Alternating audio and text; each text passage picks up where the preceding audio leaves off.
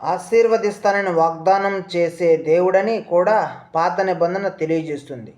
దేవుడైన యెహోవాయే సృష్టికర్త అని ఆదికాండం 1 కీర్తన 104 ఆశీర్వదిస్తానని వాగ్దానం చేసే దేవుడని కూడా పాత నిబంధన తెలియజేస్తుంది. దేవుడు అబ్రహాం మొదలుకొని ఇశ్రాయేలు ప్రజలతో చేసిన నిబంధనలలో ఈ ఆశీర్వాదాలు ఉన్నాయి.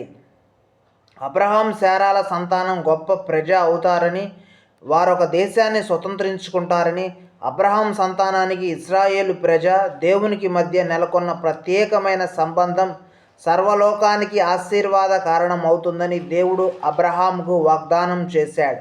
ఆదికాండం 12వ అధ్యాయం 1-3, 15వ అధ్యాయం 5-8, 18-20 వచనాలు, 17వ అధ్యాయం 8వ వచనం.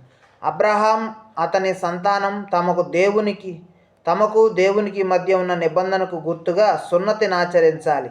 ఆదికాండం 17వ అధ్యాయం 9-14 వచనాలు.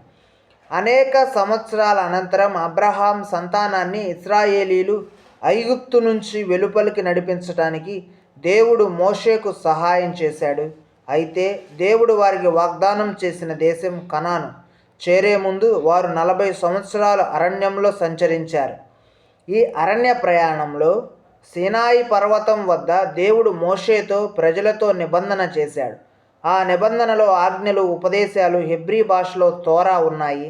దేవుడైన యెహోవాను ఎలా ఆరాధించాలో, దేవుని ప్రజలైన వీరు ఎలా జీవించాలో ఈ ఆజ్ఞలు, ఉపదేశాలు బోధిస్తాయి. ప్రజలు ఈ ఆజ్ఞలకు బద్దులై దేవుని పట్ల విశ్వాస్యత చూపించినట్లయితే దేవుడు అబ్రహాంతో చేసిన వాగ్దానాలన్నీ నెరవేరతాయి. అయితే వారు ఆజ్ఞలకు బద్దులు కాకపోయినట్లయితే దేశం వారికి దక్కదు. శత్రువులు వారిని శిక్షిస్తారు. ద్వితీయోపదేశకాండం 7వ అధ్యాయం 6-15 వచనములు. దేవుడు ఏర్పరచుకున్న ప్రజలు ఈ నిబంధనకు బద్దులై ఉండడానికి ఎలా ప్రయాసపడ్డారో, వారు అవిధేయులైనప్పుడు దేవుడు వారిని క్షమిస్తూ ఎలా కాపాడుతూ వచ్చాడో పాత నిబంధన వివరిస్తుంది. పాత నిబంధన విశ్వాసం గురించి కూడా తెలియజేస్తుంది. యూదులకు, క్రైస్తవులకు ఇది పవిత్ర గ్రంథం. వారి జీవితాలకు ఒక అర్థాన్ని చేకూర్చుతూ వారిని ఒక అధికారానికి బాధ్యులను చేసే గ్రంథం ఇది. పాత నిబంధనలోని చాలా భాగాలను సంఘారాధనల్లో చదువుతారు, ఆలపిస్తారు కూడా. దేవుని ప్రజలు పరిశుద్ధతతో, నైతిక విలువలతో జీవించాలనేది దేవుని అభీష్టమని పాత నిబంధనలోని ఆజ్ఞలు, ఉపదేశాలు తెలియజేస్తాయి. సాధారణమైన వ్యక్తులు విశ్వాస విధేయతల విషయంలో